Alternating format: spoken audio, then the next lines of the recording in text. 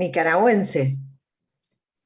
Very proud of being from Nicaragua, Mariana, absolutely, 100%. Nicaragua. Yeah. So how many crystal ceilings did you have to break? So I think a lot. I mean, I've had incredible luck in my career and a lot of people that have supported me, from my parents, my siblings, a lot of mentors and sponsors. And I've been very lucky. I think I've had an incredible trajectory and an incredible life that I'm just happy to be able to be here and share that with you and the rest of your group. So thank you for having me. Your fist is not hurt, not yet. No, not yet. It takes a lot to knock a Nicaraguan down. Let's go.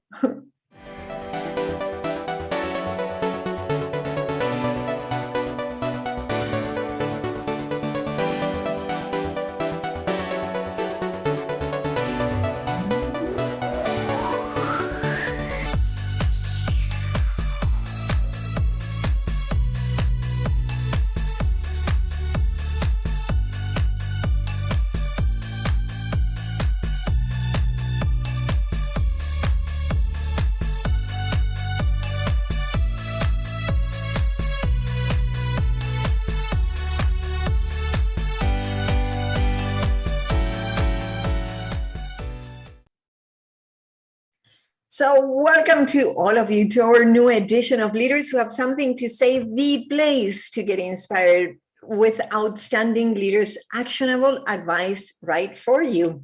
I'm Mariana Ferrari, and I'm your host today with Dr. Marcela del Carmen, who's the president of the Massachusetts General Physicians Organization and professor of obstetrics, gynecology, productive biology at Harvard Medical School, where she's also a surgeon.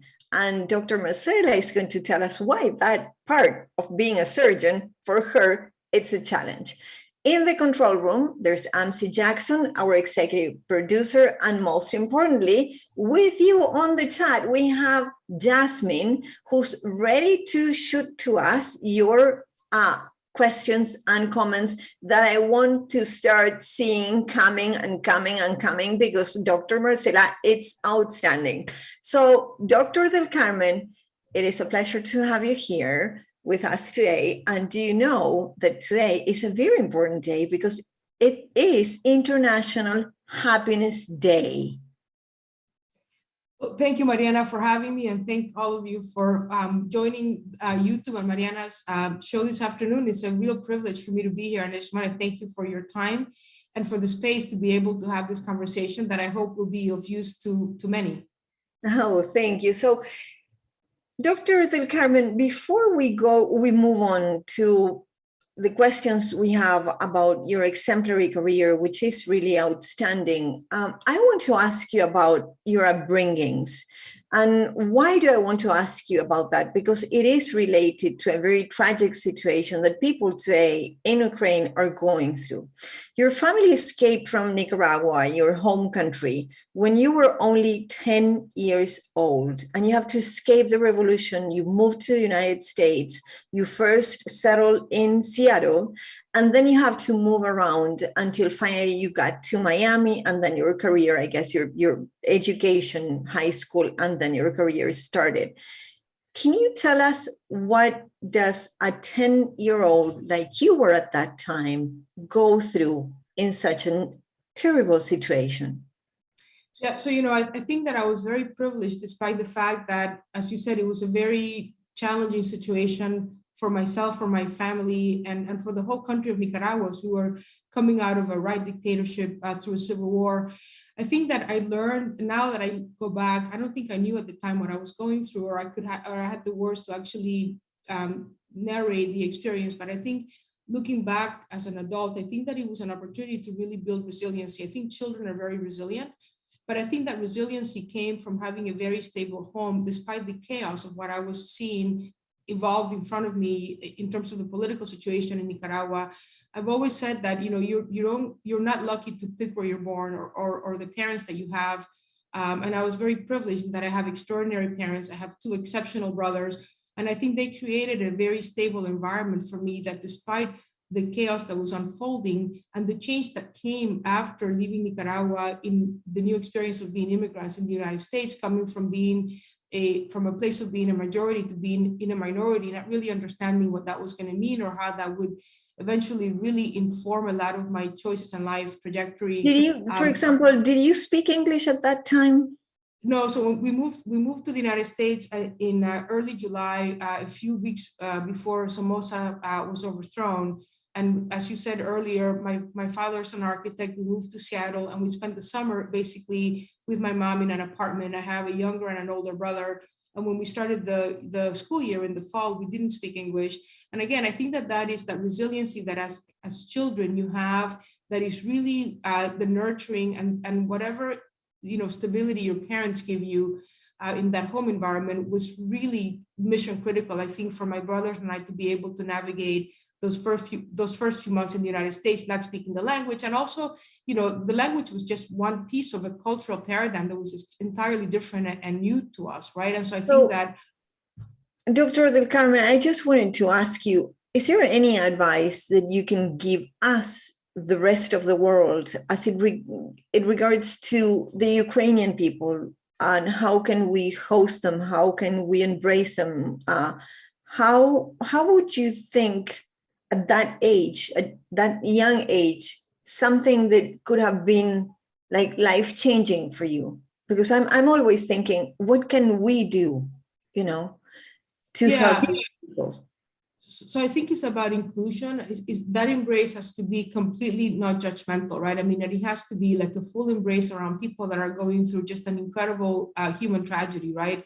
And to the degree that we can keep families together.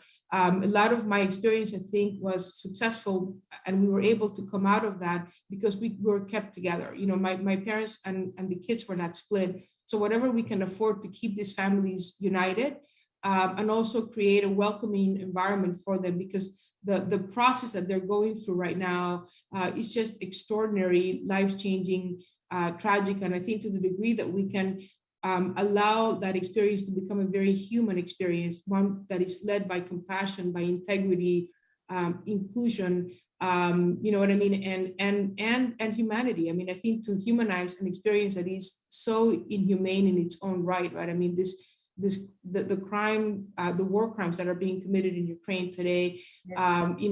The just destruction of an entire society, maternity hospitals, it's just an attack on humanity and human life. And so I think that whatever we can do to embrace the people of Ukraine as our brothers, as our sisters, our moms, the way that you would want to be taken care of you if you're in that situation. And I think to me as a physician, it really is about empathy, about compassion, and putting yourself in the lives of other people. And I think that is what ultimately allows us to be loving in the embrace that we have, and making sure that we advocate for social justice every single day in whatever we're doing. Absolutely, Doctor. You just mentioned that hospital that was bombarded in Ukraine. And I'm thinking you're a gynecologist, an obstetrician. So let's go now to your career, which has so many good things to inspire our audience. And today it's International Happiness Day. And if we can bring some happiness to everybody with your wisdom, it would be outstanding to me. So, but I'm going to start with another kind of bad story, but I'm sure that you are going to help us bring it out to light, which is that we're seeing in this 2 years, maybe, massive number of people leaving their jobs. People are overwhelmed, people with mental health issues. Does this happen, or how often, or how important is this same situation in the healthcare sector, in the doctors? I mean, you oversee 3,300 top doctors in the world, are under your umbrella. So how does it affect you, and how does it affect the doctors around you? Yeah, no, thank you for asking that. I think that, it is one of the priorities that I, as president of the MGPO, have in my current role, is the wellness of our doctors. Before the pandemic, we knew that it was endemic, what we call burnout, right? So we knew, because we've been studying and measuring it, that physicians are burned out. It is no longer manageable, the amount of work that's in front of them. And it affects people at different times of their career trajectory. Certainly, early career doctors have challenges, mid-career doctors have challenges that are somewhat different, and then late career physicians have different challenges. It's also compounded by what your career is like, whether you are all clinician or delivering only clinical care or all clinical care, or part of your domain of responsibilities includes education, administration, research, community service. So you have to be able to, number one, measure it, understand the experience, and then be able to tailor initiatives and programs to support people where they are at that point in their career in order to keep them engaged and moving forward. It's related to happiness and to the joy that we have and the meaning that we have in medicine, right? I think that those of us that go into medicine have a calling. It is more than a profession. It's a sacrosanct charge to really tend to the health of other people. But in that calling and in that finding meaning and joy in what you do, there's also an incredible amount of responsibility and burden that we shoulder.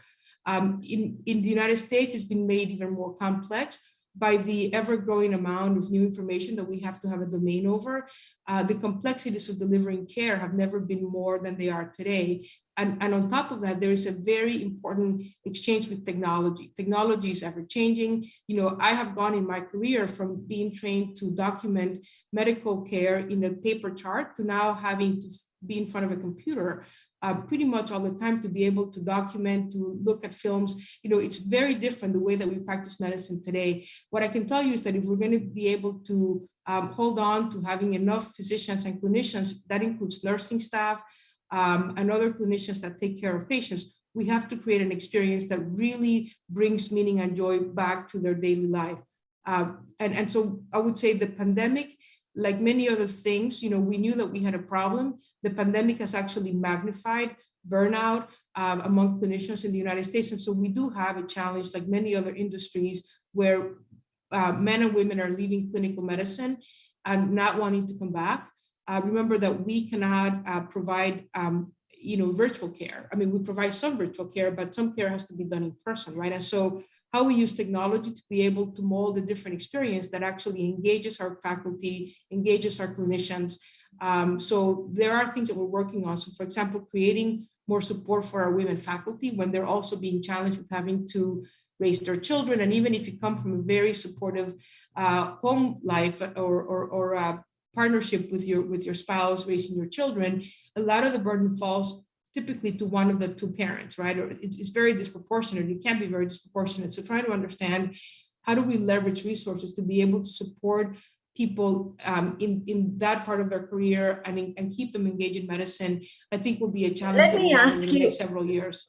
Let me ask you something else. Do you have like mental health care for the physicians? Do you have a program or they have support? Yeah.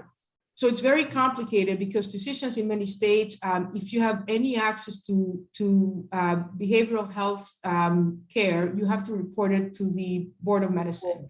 And, right. and so physicians have been trained to actually shy away from even acknowledging that we have, wow. We're the caregivers, so we can, it's very complicated. So trying to untangle all of that and trying to create experiences and change the perception that we need to be well all the time because we're the caregivers.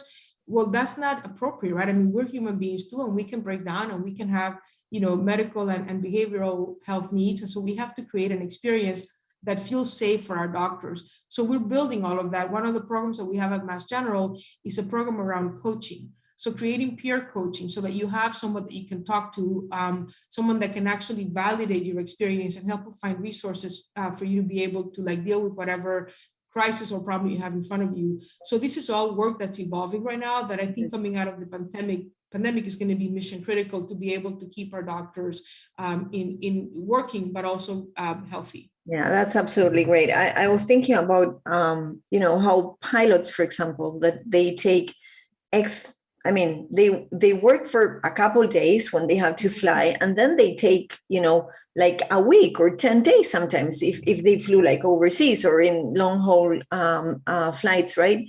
While that does not happen to doctors. I mean, you as a surgeon, for example, how many times do you go on 10 hours standing up doing a surgery, or 12 or 14. I don't know how long, which one was the longest surgery that you had to undertake, but it is so stressing, and that we're not paying attention to that, and that we don't have a method to support you.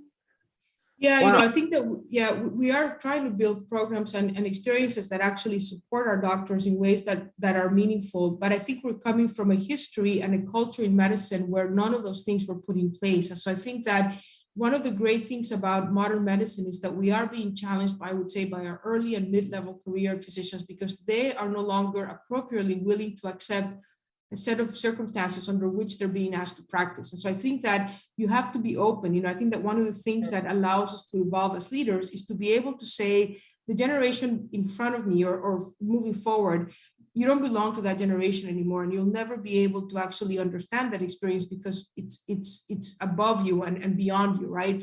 But you have to be open to at least meet with people that have a different perspective. And there's a lot that we'll learn from that, because I think that, like not to say that doctors are different, but many of us in professional careers have had to give things up to be able to be where we are, right? And I think that will continue to be the case, but we shouldn't be asking people to make trade-offs that are going to be limiting in how you feel fulfilled as a human being, right? And I think in medicine, we've been making the mass of people that have not necessarily always been attuned to essentially those trade-offs being appropriate.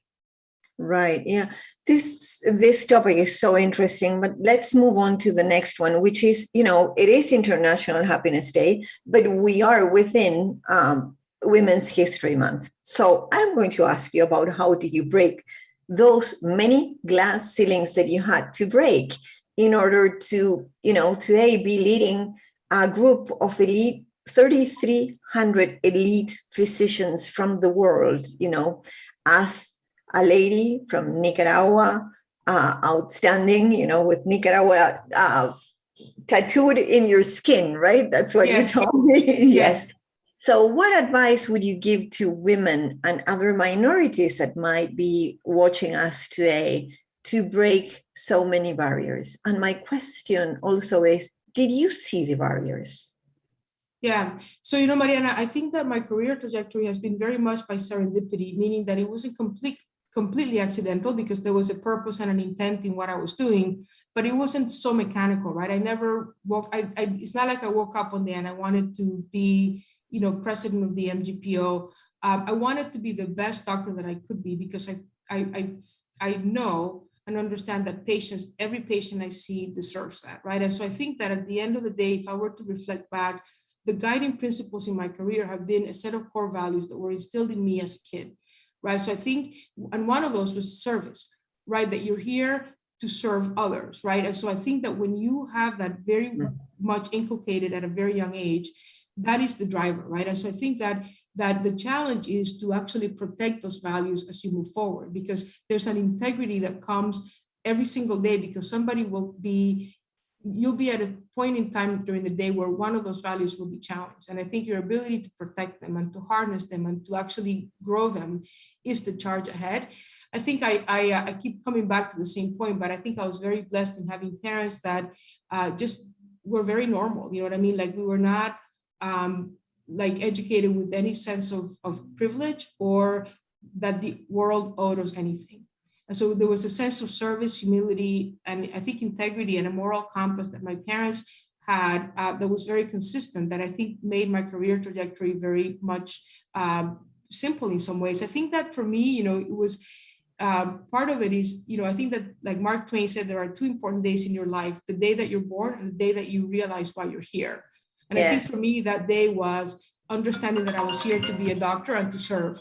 And I think when I think of that, everything else has sort of evolved from that. And then I think there are experiences about, how you comport yourself and some paradigms, I think, that guide that leadership, whether it's leading the physicians organization or leading in an operating room or leading, a first encounter with the patient. These are all leadership roles. It's not just the administrative side, but to me, it's about being affable. I always say, we all have problems. We all have hardship in our lives, but I can't bring that into my job in any way that impacts the care that I give patients or the way that I help our physicians. It's about accountability, about access, being adaptable. I think it's also really important. You have to be able to change. You have to be able to move with times and not be so stringent, and also understand when you've made a mistake and be able to recognize it.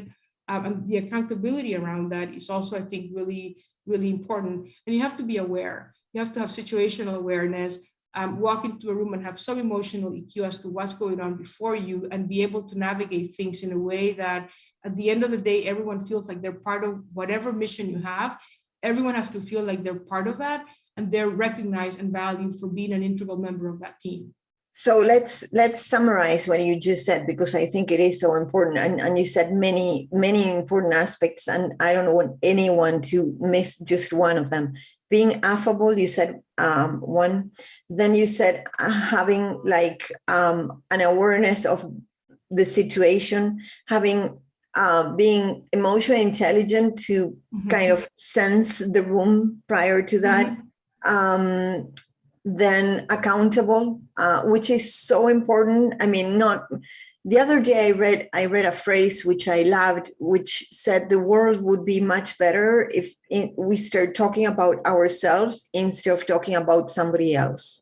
And I thought that was so interesting. You know, it was so amazing. And then did you say something else, Dr. Del Carmen? So they're all A's. So it's okay. Affable, accountable, accessible, adaptable, and aware. Thank you for so you're 5 A's. My 5 A's, yes. Yes, you're 5 A's. That is so amazing. Okay, so for the audience, in the meantime, if you want to comment or you want to question, this is the right time to do it, because I'm going to keep going on. I always have tons of questions for Dr. Del Carmen. The day I met her, I was like, oh my God, I have so many things to ask her. She's adorable. So the other thing I wanted to ask you is, when you're leading such a body of elite scientists, what's your objective and what are the challenges that you face leading a group of elite doctors? You know, I think for me, there are missions, right? So our primary mission is clinical care. We are here to take care of patients. And so I need to make sure that we do that with the quality, the safety, the respect that patients deserve. So part of the work that I lead has to do with creating a patient experience that we're proud to actually have the Mass General doctors behind. And so that, you can imagine, is a domain of work. But we also have an academic mission, and part of our mission is to educate the next generation of physicians. So I need to tend to that as well, making sure that we are bringing always the brightest and the best in their field to be the next generation of doctors that we're going to train, and making sure that we as faculty are committed to that mission as well. Research, I think that we don't evolve unless we innovate. And that's research not only in science and in clinical care, but also in management. You know what I mean? Like, we are facing pretty significant consequences in academic medicine in the United States that are coming from the pandemic, but that were probably challenges that were already there before. And so how we come out of that and we innovate, you know, while we preserve these pillars of our mission. And then the fourth pillar of our mission is community service. We are here to serve a community.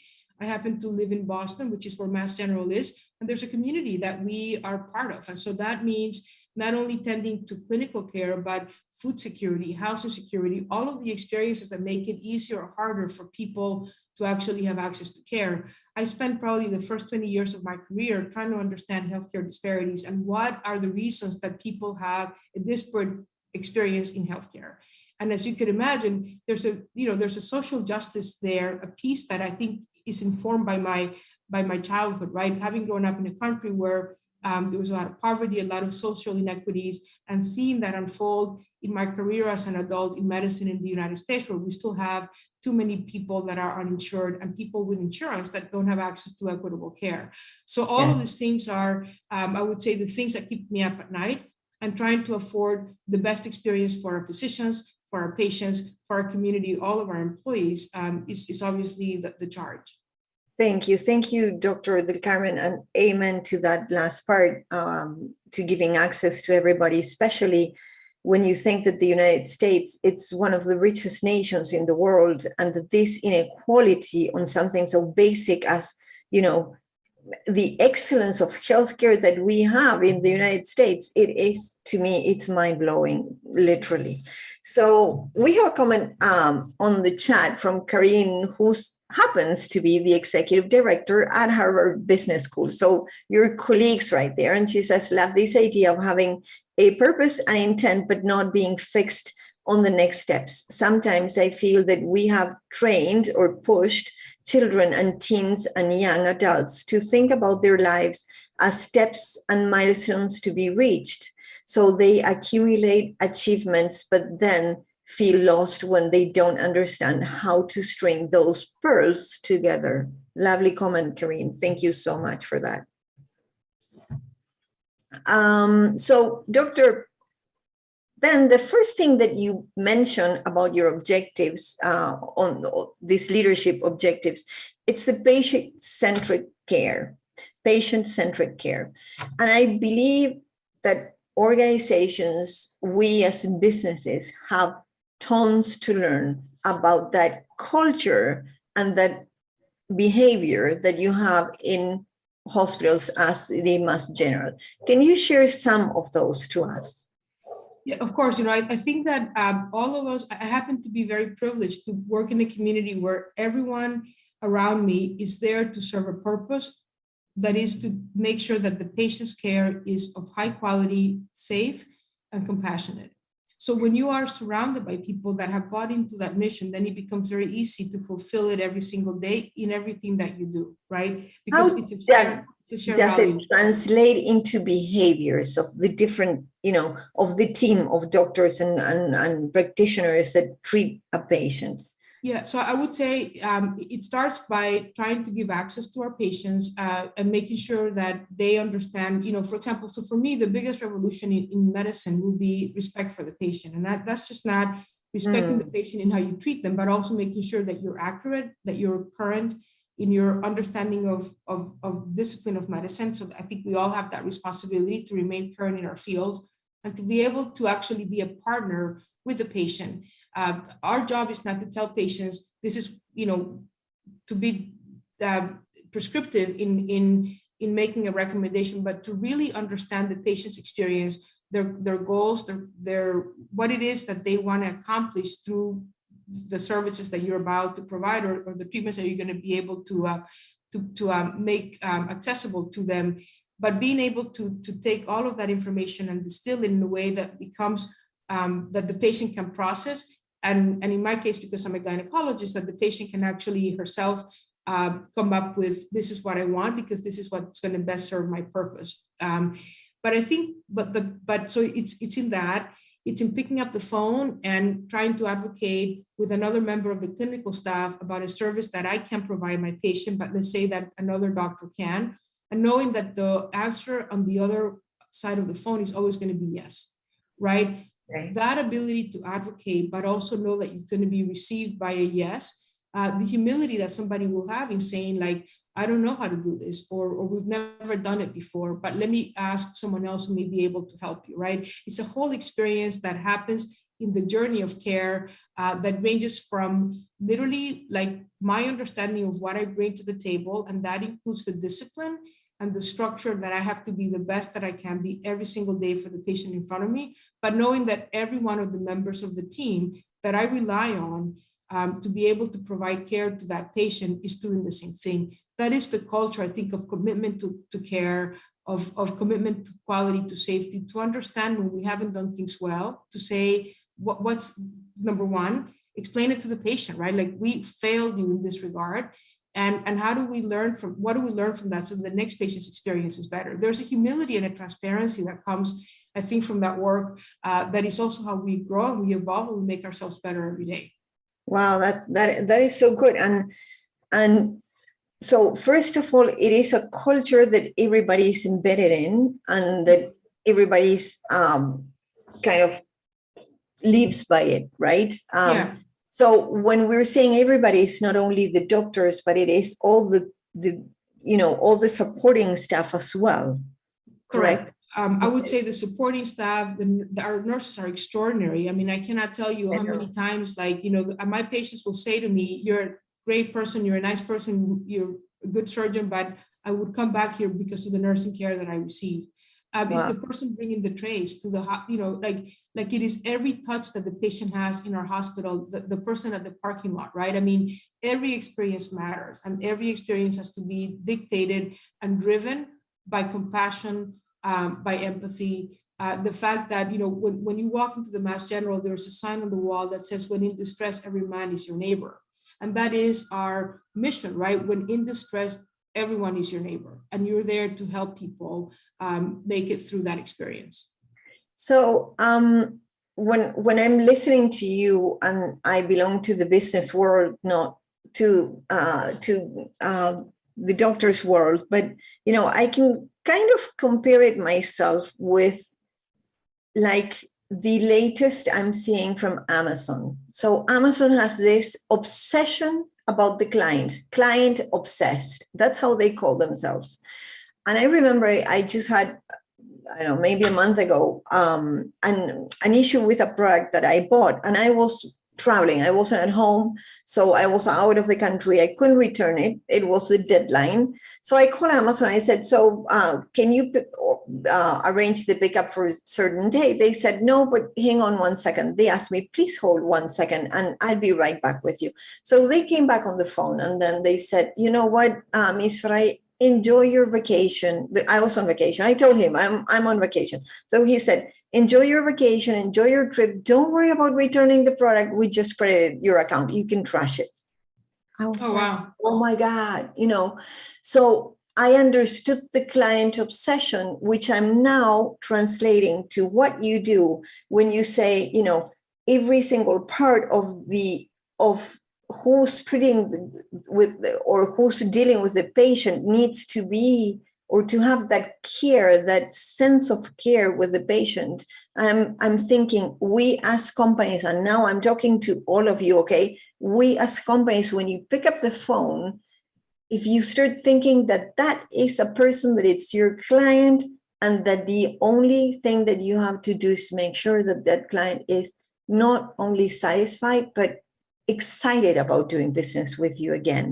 So if we can instill that same culture, I think that we have so much to learn from you guys at hospitals. So thank you so much for that.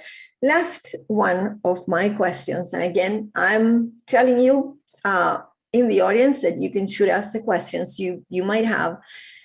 Your work, I know, is highly demanding. You teach, you lead, you train, you serve, you save lives, most importantly. So how do you make time, or how do you make time to yourself, and how do you live your purpose every day? Yeah, so my life kind of happened in a way that maybe was not, as I said earlier, there was some intentionality to it, but certainly I would say a lot of wiggle room for opportunities that just happened, and I took them, and my life took a trajectory that may have been different if I had made a different choice. I never got married. I don't have any children. So I have a lot of time to work. I think my challenge, and what I've learned over the years, is to try to create better balance, because I love my job. I love being a doctor. I think that every year when I get older, I'm very sad, not because I'm older, because as you can see, I have gray hair. I don't, I'm not shy of that. But it's the notion that every year gets closer to the day that I won't be able to do this anymore. And so there's a sense of loss there. So my challenge has been to find meaning outside of medicine, because my mom says that I wanted to be a doctor since probably before age 5. Oh, wow. So I find, I obviously, one of the biggest challenges for me, Mariana, has been being comfortable being alone, because I spend a lot of time alone. I spend a lot of time in the hospital with a lot of people, but when I come home, I come home to an empty apartment. And so I'm very comfortable with myself. And before the pandemic, comfortable going to the movies alone if I don't have anyone to go to the movies with, or I travel a lot. Before the pandemic, I try to travel some for work, but also some for pleasure, trying to find new experiences that I think bring meaning to my life. I love music. That's something else that I inherited from my parents. A love for like all Latin music, especially boleros and music from the 1950s. So I spend a lot of time at home listening to music. I always have something that is non-medical that I'm reading. Every other year, I read 100 Years of Solitude, which is my favorite book. So I'm very quirky, but there are things that I know bring me joy. And so for me, I think the challenge is to try to find meaning and joy in my life outside of medicine. It's been not easy. And understanding that, you know, it's a gamut of experiences, that it's okay for me to come home and feel sad some days, or feel lonely, or miss my parents, miss Nicaragua. All these things are part of being a full human. And so okay. I think AMSI, I think that we have something for Dr. Del Carmen, right? And then we'll go to your questions, but I believe that we have something for Dr. Del Carmen because she's talking about it. So can we do that, AMSI, for her? Ay, Nicaragua, Nicaraguita. oh wow. Okay, can we play it a little bit more, AMSI? What happened? Abonada con la bendita Nicaragüita, sangre de Tiriangen, ay, Nicaragua, sos más dulcita que la mielita de Tamagas. Pero ahora que ya sos libre, Nicaragüita, yo te quiero mucho más. Oh. You know, it made me cry, Mariana. I have to say, I love Nicaragua deeply, and with over time and distance, the love is deeper, and it is my dream that Nicaragua is free again someday. Not there yet, but hopefully one day. We'll get there. Everything yes stop happening, you know. And I just wanted to say that that you don't have to travel alone anymore. You can come to Spain. You have a home Perfect. here.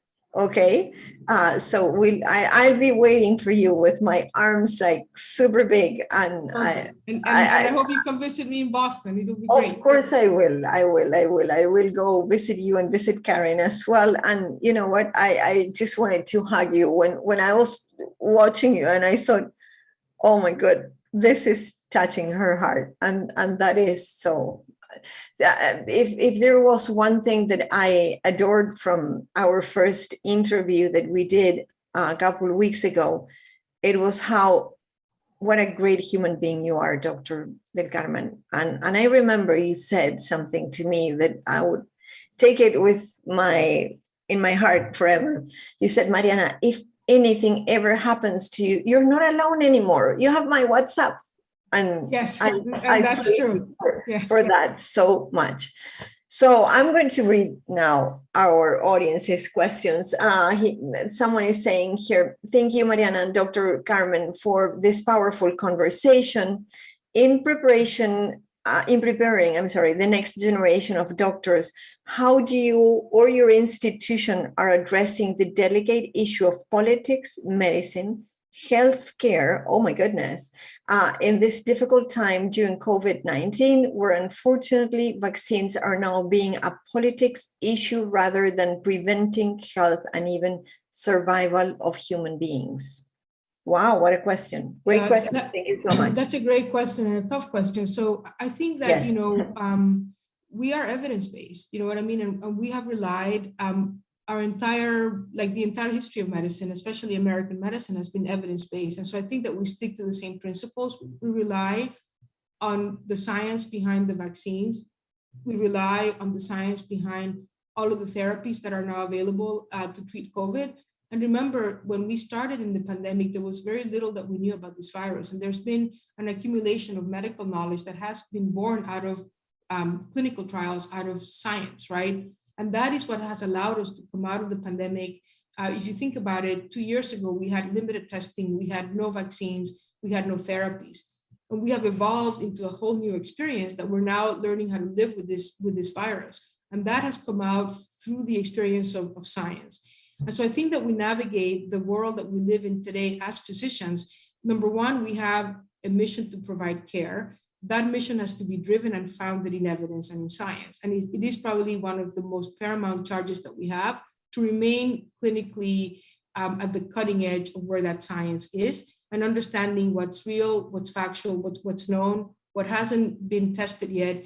And I think, there's always some trade-offs. I know that we've been criticized as a discipline for having launched vaccines without 10 years worth of data. Well, we were going to lose a lot of people if we waited for 10 years worth of data, and the vaccines were launched with pretty certain understanding that we're doing something to save lives with vaccine trials that have shown demonstrated efficacy and safety. So I think the navigation of that is really around coming back to our roots, which is basically what is the science, and speaking on behalf of that science.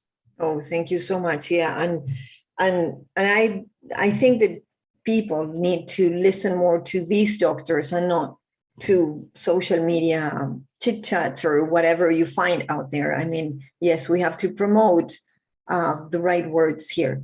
So another question: Do we need then to educate on respect and understanding patients' expectations and support them on the journey? 100%. I think that care begins by that respect to patient, and that respect to patient, as I said, is not just informed by being respectful in your delivery of a message and in the way that you carry out a conversation and how you do a physical exam, but also I would define under respect being able to afford the patient the most cutting edge treatment. And if it's not you, right, having the humility to say, I'm not the right doctor to take care of you, but I know how to get you to that person, right? And so I think that part of our educating trainees, and I do this when I'm in front of, we have medical students, residents, and fellows that I happen to have the privilege of working with. And part of that, I think, is creating that culture where they understand that that is what's expected of them as they continue to move in their career trajectory. I think there's also something about, as we get older, being open. So when I'm in the operating room or on the ward or in clinic, and a trainee will say something to me that actually comes from a perspective that is very different because they're younger than I am. They have a different vision of the problem in front of us. My being open and receptive to saying, I was just taught by somebody who's in theory a learner who just taught me something that will make me a better doctor. So there's a bidirectional communication there. We train in what we know, but we also have to be open to evolving as trainers. Thank you so much for that. In so many cultures, doctors are gods, that are untouchable, unquestionable, and by patients and by their own, trainees as well. So I think that what you just said, it is bringing a lot of light on many people.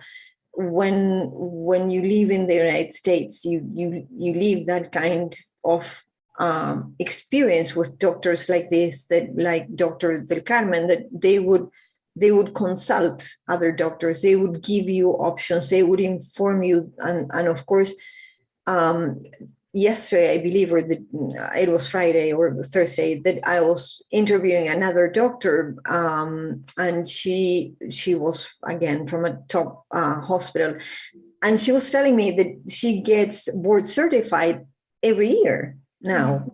Is that right?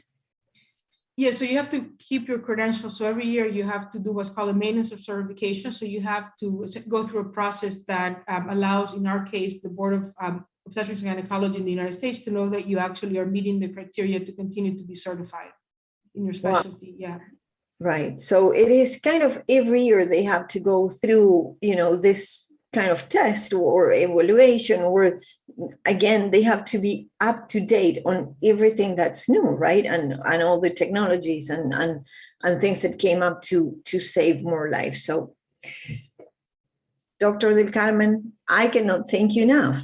I mean, yes, I can. I'm waiting for you here in Spain. So, you have my friendship and my heart open. And whenever you want to come and just get rid of the hospital, you can just jump on a plane. It's not that far away. Thank you, Mariana. And likewise, you have a home in Boston. And obviously, I hope that we continue to, I feel like this has been great because I've been able to share my experience and my thoughts and my vision for medicine and for the care of patients through your platform. So I appreciate the opportunity, the invitation to be part of this incredible hour with you and your public, but also appreciate sincerely a new friend. I think that as we get older, it gets harder to find new friends, and I certainly know Like-minded people, right? It is so yes, hard. and so appreciate that gift as well. Thank you so much. Well, and to all of you, remember, stay tuned, because we always have someone. I mean, it is that they're hard to find, because exemplary professionals, I'm realizing that they're not so visible. I'm going to do something about it. I mean, we're making them visible right here. But if you happen to know someone that you believe that it's exemplary and it's not visible, just shoot me a message. I'll be more than happy to consider that person. So thank you so much. Thank you to all of you for being here. Thank you, Dr. Del Carmen, and our production team. Have a good night. Thank you. Bye-bye.